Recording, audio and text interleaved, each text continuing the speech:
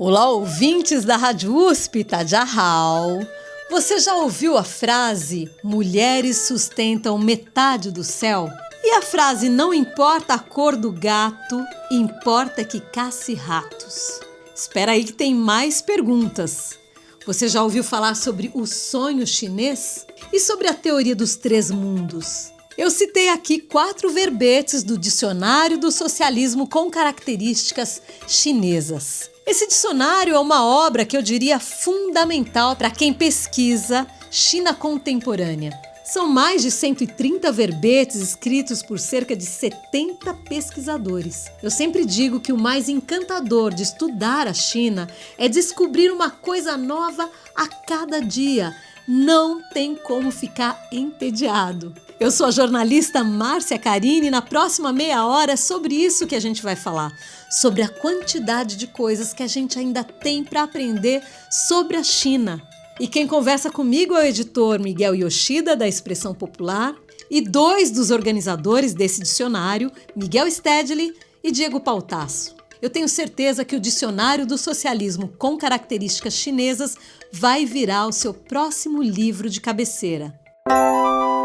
O programa Momento China começa agora com um papo rápido com o editor Miguel Yoshida, da Expressão Popular. Yoshida já esteve aqui no programa na ocasião do lançamento do livro Além do Vale do Silício, a inteligência artificial com características chinesas.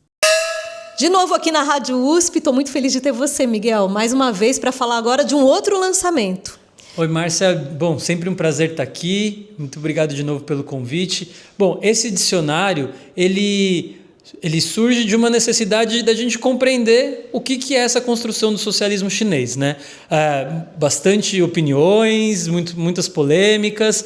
E aí o que nós pensamos desde a editora é que nós precisamos de um material que consiga explicar quais são os conceitos que os chineses desenvolveram a partir da prática deles do socialismo. Então, às vezes nos documentos eles mencionam muitos conceitos que para eles já são correntes, mas para nós são cifrados, né? Então, só para pegar um exemplo, o conceito de civilização ecológica, que é algo muito trabalhado na China e que para nós pode ser só 2 palavras, uma do lado da outra. Então, a ideia do dicionário é de conseguir trabalhar esses conceitos para a gente conseguir entender melhor o que é a própria dinâmica do socialismo chinês. E esse dicionário, ele foi escrito, foram 75 autores ao todo, que compuseram mais de 100 verbetes, e aí sempre especialistas no pensamento chinês, estudiosos e pesquisadores de diferentes universidades. Então a ideia do dicionário é de poder entender melhor o que é essa construção que está sendo feita na China, que é o socialismo com características chinesas. Quando a gente conversou sobre Além do Vale do Silício, você disse que alguns dos livros da Expressão Popular podem ser encontrados em PDF gratuitos. Esse é um que a gente vai ter acesso, sim ou não? Ou quando? Sim, esse também vai estar disponível em breve, né? A gente vai fazer o lançamento dele agora, mas nos próximos meses ele já vai estar disponível também para download no nosso site. Te agradeço então mais uma vez a tua presença por aqui e agora a gente vai conversar um pouco com outro Miguel para falar um pouco mais sobre esse livro. Obrigada. Obrigado a você, Márcia. E agora a gente fala com Miguel Stedley, doutor em História pela Universidade Federal do Rio Grande do Sul. O Miguel é um dos 4 organizadores do Dicionário do Socialismo com características chinesas. Trabalharam com ele na organização desse material Julian Boxer, Javier Vadel e Diego Pautasso. O Miguel você já conhece porque ele esteve aqui no nosso programa e naquela entrevista eu disse que ele voltaria em breve para conversar conosco. E aí comigo é promessa feita, promessa cumprida. Miguel está conosco novamente mais rápido do que ele imaginava. Você voltou rápido para o nosso programa e eu estou muito feliz de te receber mais uma vez aqui na Rádio USP, no programa Momento China, agora para falar do lançamento do livro Dicionário de Socialismo com características chinesas. Falei certo o nome? Falou certinho. Obrigado, Márcio. Fico muito feliz de voltar aqui tão rápido para o programa. Esse livro que acaba de ser lançado, ele traz um importante arsenal de pesquisa para quem estuda a China e para quem tem que falar sobre a China, porque é muito comum quando você é um pesquisador e que fala sobre China, recebeu os mais loucos comentários sobre o sistema político do país, sobre o sistema econômico. Então, eu queria que você me contasse, em linhas gerais, o que é esse dicionário e como usá-lo. Olha, eu estive na China algumas vezes, eu já tinha escrito alguns artigos, feito pesquisas, mas eu sempre parto do princípio que nós, brasileiros, em relação à China, o ponto de partida tem que ser a humildade. A gente reconhecer que a gente conhece muito pouco sobre essa cultura milenar e muito pouco mesmo do que nos é contemporâneo. Então, muitas vezes, quando eu estava pesquisando, eu topava com determinadas expressões, por exemplo, uma mais comum, né, mais recente do período Xi, né, futuro compartilhado com a humanidade. Poxa, o que é isso, né? Então, claro, você vai encontrar em português o livro do presidente Xi, que circulou, mas são discursos, é uma coisa mais formal. Aí talvez você encontre algumas questões em inglês e você fica assim, mas será que essa tradução está correta? Será que isso veio mesmo dessa forma, né? Eu já tive experiências de lidar com textos que a gente vai cotejar a tradução em português dos anos 70, com a tradução em espanhol, com a tradução em inglês, e o original é diferente, né? Então, é sempre um processo de descoberta e, por isso, também de humildade, né? E a gente, quando eu digo a gente, o dicionário foi organizado por mim, pelos meus colegas e amigos, Diego Pautasso, né, meu conterrâneo no Rio Grande do Sul, professor Javier Vardel, da PUC de Minas, que coordena a especialização da PUC Minas sobre China, pioneiríssima, né? E o nosso colega do Instituto Tricontinental da Argentina, Julian Boxer, que também é um sinólogo, né? Então, nós todos fomos nos deparando assim, poxa, falta um material que a gente tenha, que tem uma dupla função. Eu não conheço nada de China, quero entender um pouco mais da China contemporânea. Onde é que eu posso encontrar essas informações mais da política, da sociedade? Não é exatamente uma enciclopédia, nem um guia cultural. A gente está lidando com assuntos institucionais, políticos, alguns científicos, né? Mas onde é que eu encontro isso, né? Então, ele tem uma função de introdução. Claro, é muito chato ler um dicionário de A a Z, né? Mas, obviamente, existe essa possibilidade de leitura. Tem a biografia de algumas personalidades chaves, o Enlai, Mao Zedong, né? Deng Xiaoping. Então, ele tem essa função de introduzir as pessoas sobre a China contemporânea, por isso esse nome, Dicionário do Socialismo com Características Chinesas, para deixar bem claro, a gente está falando de 49 adiante, né? E, em especial do século XXI, dessa emergência toda que todos nós testemunhamos da China nos últimos 25, 26 anos, né? E, por outro lado, ele também cumpre esse papel. Bom, eu sei o que é o futuro compartilhado com a humanidade, eu preciso fazer uma citação. Bom, além do livro do presidente Xi, eu posso usar o dicionário como essa referência. Eu citei um exemplo mais comum, mas quem está um pouquinho familiarizado com a cultura política chinesa sabe que a gente tem dezenas de exemplos, 4 modernizações, ou provérbios, né? Caçar os tigres e caçar as moscas, atravessar o rio e sentir as pedras. Então, todas essas expressões fazem parte também do dicionário de dizer, olha, em que contexto que elas foram usadas, de onde que elas vêm, né? Como é que se formou esse conceito, qual é o sentido político dele. O Miguel citou um provérbio e tem vários outros aqui no dicionário do socialismo com características chinesas. Alguns deles são os famosos Changyu, expressões normalmente de 4 ideogramas que condensam mitos, fatos históricos, ensinamentos filosóficos da literatura antiga e trazem lições de moral de uma forma muito concisa e poética. Quem estuda chinês costuma aprender e decorar os Changyu. Um deles, por exemplo, que está no dicionário, é bem importante para o momento que a gente vive agora. Eu vou falar primeiro em chinês. Shi shi qiu shi. Ou seja, buscar a verdade dos fatos. Esse Xiongnu aparece pela primeira vez na dinastia Han, depois fica bem conhecido na dinastia Qin e é retomado num discurso do Mao Tse-tung, referindo-se à necessidade de basear-se na realidade objetiva e em fatos verificáveis, em vez de teorias pré-concebidas ou ideologias rígidas. São muitos autores para cada verbete, o Diego Pautasso vai falar um pouco já sobre essa seleção de nomes, mas o que me chamou a atenção foi que a gente tem ali tanto pesquisadores muito experientes quanto jovens estudiosos, né? Eu acho isso muito bacana, quase uma coisa geracional, porque a gente tem pessoas como Evandro Carvalho, Walter Pomar, que já pesquisavam muito antes dessa emergência da China como grande potência, player mundial que a gente tem testemunhado nesse século. A gente tem a minha geração, a do Diego, do Elias Jabbour, né?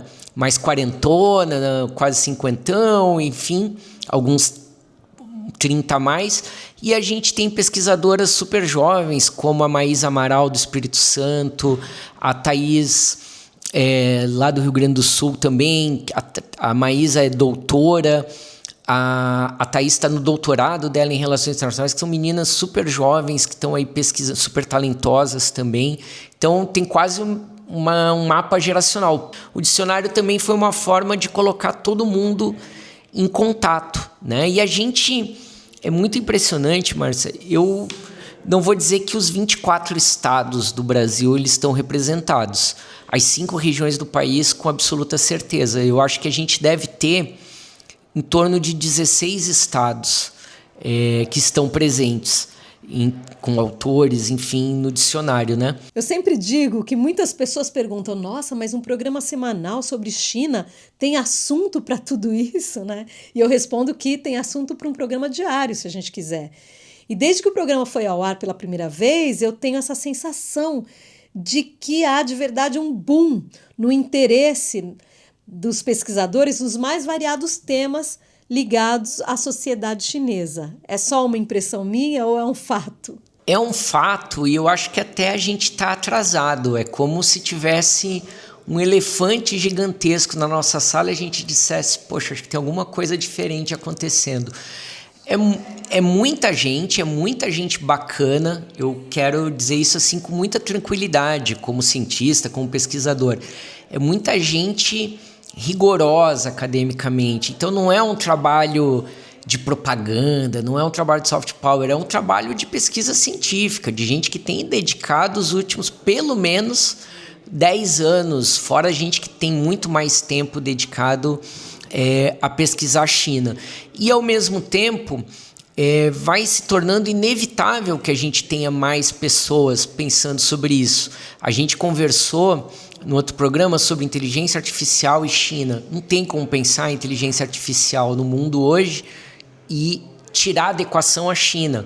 Mas a gente conversou também sobre agricultura e China. É a mesma coisa. Todo mundo que tem um pouquinho mais de contato com a China já se obriga a pensar um pouco diferente, a pensar, poxa, olha como eles veem isso que a gente faz no Ocidente ou isso que a gente faz na América Latina um pouquinho diferente. Por quê? Né? Já é um enriquecimento, né? Se você precisa perguntar, você como ser humano já está melhorando. Se você está pondo em questão, se você está observando as contradições, enfim, né? E aí vai ter muito outras coisas. Por exemplo, poxa, qual será o impacto da China para a saúde quando a gente vai ter daqui a pouco um hospital com inteligência artificial e tecnologia chinesa aqui em São Paulo, né? Como é que vai ser o impacto da China na cultura? Nos bastidores a gente está falando muito sobre literatura, né? Que para mim, que conheço um pouco da política chinesa, para mim está sendo uma alfabetização, né? Assim, conhecer a literatura chinesa, estou cada vez mais interessado e conheço pouquíssimo, né? De todos esses milênios, enfim. Mas, olha só, junto com essa febre dos doramas coreanos, a juventude encontrou os doramas chineses. E aí, né? Qual é que vai ser o impacto disso daqui a pouco para a nossa cultura? Será que daqui a pouco a gente não vai começar a consumir também música chinesa, eu fico imaginando assim, eu tenho sobrinhos, eu tenho afilhados, enfim, o impacto das animações chinesas sobre a nossa infância, né? Então, estou dizendo isso para dizer o seguinte, olha quanto de pesquisa que tem aberto, né? Quantas possibilidades a gente tem sobre a China contemporânea, sem a gente imaginar, por exemplo, eu sou historiador, olha o que tem de histórias milenares dessa sociedade milenar que a gente não conhece, porque chega para a gente ou no alfabeto ocidental, ou porque a gente depende de uma intermediação em inglês ou de uma tradução. Imagina quando os nossos historiadores lerem em mandarim, e que isso é uma coisa que eu quero chamar atenção, assim, pelo menos na nossa área da história, da ciência política, assim, poucos cabem numa mão, nos dedos de uma mão. Sinófilos brasileiros leem mandarim. Então, olha o quanto nós temos para aprender e o quanto nós temos para pesquisar. Então, eu acho que é um universo gigante a se explorar. Não é um país, eu sempre digo isso quando eu vou para lá. Eu fui para outro planeta. Muito bom, nosso programa é semanal, então eu já quero, nos próximos meses, escolher alguns verbetes para a gente vir comentar ao longo aí do ano. Então já fica aqui o convite para você e para os pesquisadores que ajudaram na construção desses verbetes, para a gente encerrar alguns programas falando sobre eles. Tá combinado? Combinadíssimo, com certeza. Muito obrigada, então. Obrigado, Márcio. Olha, é uma centena de verbetes, então se deixar nós ocuparemos muitos programas, mas como eu te disse, eu prefiro ficar na condição de ouvinte, porque eu aprendo muito mais assim. E a gente continua a nossa conversa hoje falando sobre o Dicionário do Socialismo com Características Chinesas, lançado pela editora Expressão Popular e pelo Instituto Tricontinental. E agora eu converso com Diego Pautasso, que também é um dos organizadores desse livro. Você, ouvinte mais frequente, já conhece o Diego Pautasso, porque ele veio ao nosso programa junto com o Isis Paris Maia para falar do livro que eles escreveram, que se chama Quem Tem Medo da China. Diego Pautasso, muito bom ter você novamente na Rádio USP para falar dessa obra que eu tenho certeza que vai estar não só na minha escrivaninha, mas na escrivaninha de todo mundo que pesquisa a China. Como que você está? Muito frio aí no sul? Tá frio e tá úmido. Então, aqui é uma característica, é a umidade muito alta de maneira geral, né? Então isso dá uma percepção diferente. 92% de umidade, estava olhando ainda há pouco, os vidros tudo, parece um banheiro mesmo da área da cozinha, da sala e tal. Olha, a gente também está com dias de inverno rigoroso aqui em São Paulo. Eu espero que o tempo seja melhor quando você vier aqui para fazer o lançamento desse dicionário. Agora, fazer um dicionário é uma coisa muito, muito trabalhosa e começa lá atrás na escolha dos verbetes. O Miguel falou um pouco sobre esse processo e eu quero te ouvir também sobre essa parte prática da organização. Então, a gente primeiro procurou algum tipo de glossário sobre palavras chinesas, daí numa página aparecia um ou outro, a gente lembrava de outros. E também teve um outro método, além dessa primeira triagem de palavras que a gente foi lembrando de cabeça, né? A gente também, ao convidar as pessoas, dizia o seguinte: olha, Márcia, quer fazer parte do dicionário? Tem esses aqui já foram escolhidos, estão sobrando esses. Qual te interessa? Tu pode tanto escolher algum dos que estão sobrando, quanto propor algum que tu julgue importante. Aí, como todas as pessoas eram, em alguma maneira, especialistas, daqui a pouco ela dizia: olha, Diego, tá faltando revolução cultural, olha, tá faltando tal coisa. E aí os próprios autores foram propondo verbetes importantes. Então, por exemplo, tem um colega que trabalhava lá com defesa, ele, olha, tá faltando negação de área e anti-acesso, que é um conceito muito utilizado para estudar defesa na China e tal, que é a proteção ali do entorno regional. E aí os verbetes foram se agregando, mas eu estava falando com o Javier, né, e com o Miguel, que além de eventuais pequenas correções que a gente vai ter que fazer para as próximas edições, como a China é um país muito dinâmico, outros verbetes entrarão. Por exemplo, forças produtivas de alta qualidade, que é um conceito que vem sendo fundamental nas elaborações do Partido Comunista Chinês, que é muito recente, e que nós já estamos fazendo uma listinha para, no futuro, convidar novas pessoas para falar e ir agregando e atualizando o dicionário para as próximas edições. Tinha algum pedido específico que vocês faziam para os pesquisadores? Nós passávamos uma espécie de modelo, a gente, olha, sabe o dicionário do marxismo ou o dicionário do Bobbio? Então, são verbetes desse tamanho, dizíamos o tamanho, algo de 1 a 3 páginas, com 1 a 4 recomendação bibliográfica em média, e muitos deles, inclusive, eram resultados de pesquisa, pessoas que tinham pesquisado o tema no mestrado e doutorado. No caso da Isis, o Erradicação da Pobreza é fruto de um mestrado de 100 e tantas páginas, né? Portanto, é uma pessoa altamente habilitada para falar daquilo, né? E muitos casos, que nem eu citei o Gustavo, ele fez uma tese inteira sobre defesa na China. Então, falar sobre um conceito-chave de defesa chinesa é muito familiar para ele, e isso eu acho que qualifica a obra. Quando esse material foi chegando para vocês, que são os organizadores, os 4 organizadores, como é que vocês dividiam essa tarefa de leitura, de troca com os pesquisadores? Criamos um documento comum e dissemos o seguinte, agora a gente vai mandando esses documentos para os amigos, conhecidos, pesquisadores, eles se voluntariam, a gente vai preenchendo lá. Cada pessoa, no caso dos organizadores, vai captar 30%, 25%, né? Dividimos mais ou menos proporcionalmente a responsabilidade. São 100 verbetes, vai ficar uns 25, 30 para cada um, mais ou menos, tá? A gente ia marcando com a cor, os meus, os do Miguel, os do Javier, do Julian, né? E aí a gente ficava responsável por aqueles 25, 30, então a gente falava com o autor, a gente cobrava a data, a gente captava ele, lia e subia para o documento original conforme a distribuição. E aí a gente foi recheando o livro todo, e os outros também podiam ler os demais verbetes, fazer comentários, isso aqui achei que falta isso, falta aquilo e tal. E aí a obra foi ganhando corpo, foi um trabalho árduo. Depois todo o processo de editoração, que foi demorado, define capa, define a chamada, né, a letra no início de cada letra do alfabeto, um desenho, põe isso, então põe aquilo.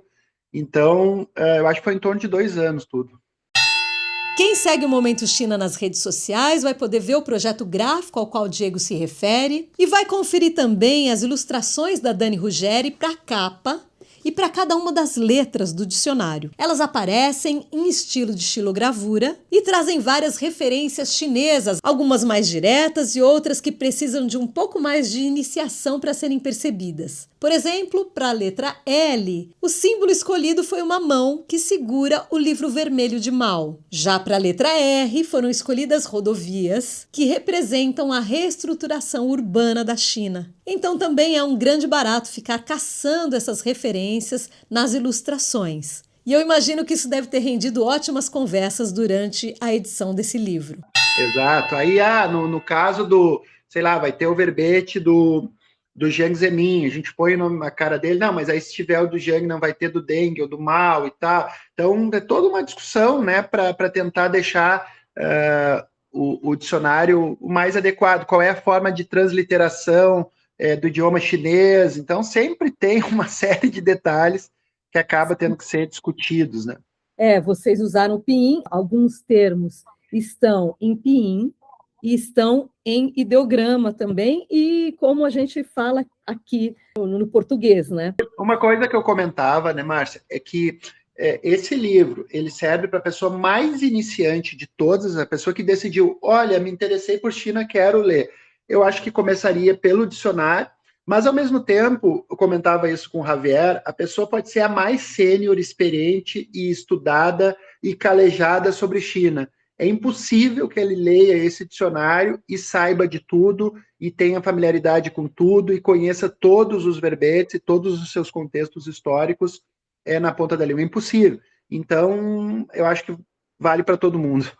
É verdade, eu sou jornalista, eu falo chinês, eu estudo arquitetura chinesa e eu estou maravilhada com a quantidade de verbetes que eu não conhecia e que são fundamentais para a compreensão do que eu estudo e também para o meu trabalho como comunicadora. Aliás, falando em comunicação, você trabalhou paralelamente nessa obra do dicionário e também no livro Quem Tem Medo da China, que questiona justamente a forma como as narrativas sobre a China são construídas. Você visualiza os jornalistas usando esse dicionário para serem mais precisos e menos reprodutores de uma narrativa americana ou eurocêntrica sobre a China? Eu acho que tu colocou um ponto importante, Márcia, porque, de fato, a preocupação do Quem Tem Medo da China, o primeiro capítulo, abre discutindo a questão do etnocentrismo, que contamina demais o entendimento sobre a China no Ocidente, que produz uma quantidade infinita de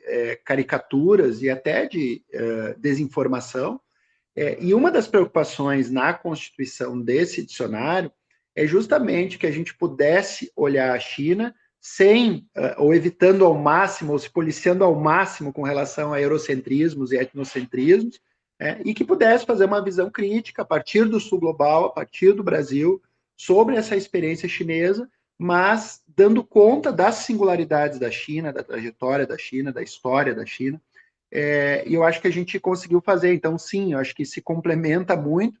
E eu gostaria, claro, eu acho que já há uma abertura na grande mídia um pouco maior para ver a China. A China se tornou um fato incontornável, e eu espero que esse material ajude, a subsidiar reportagens, reflexões e estudos sobre a China.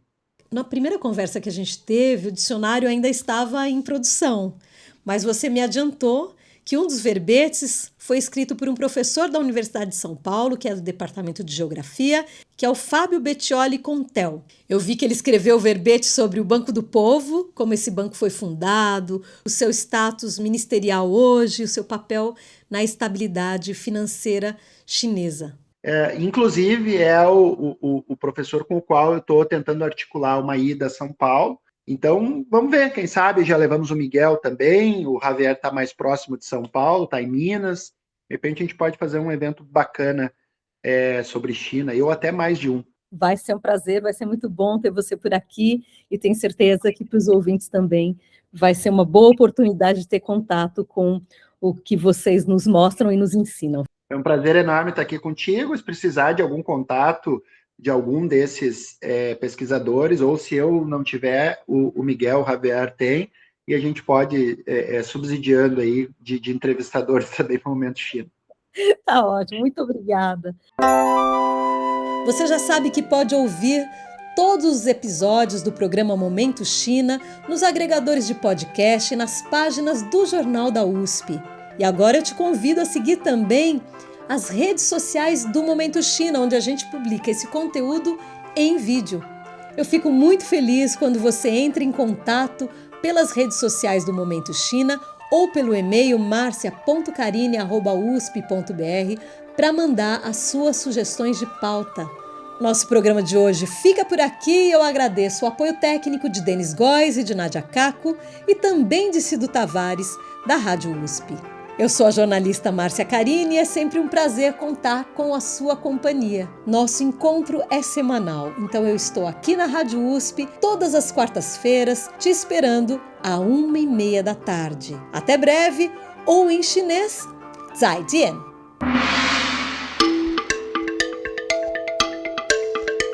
Momento China USP. Tudo que a comunidade USP produz sobre e com a China.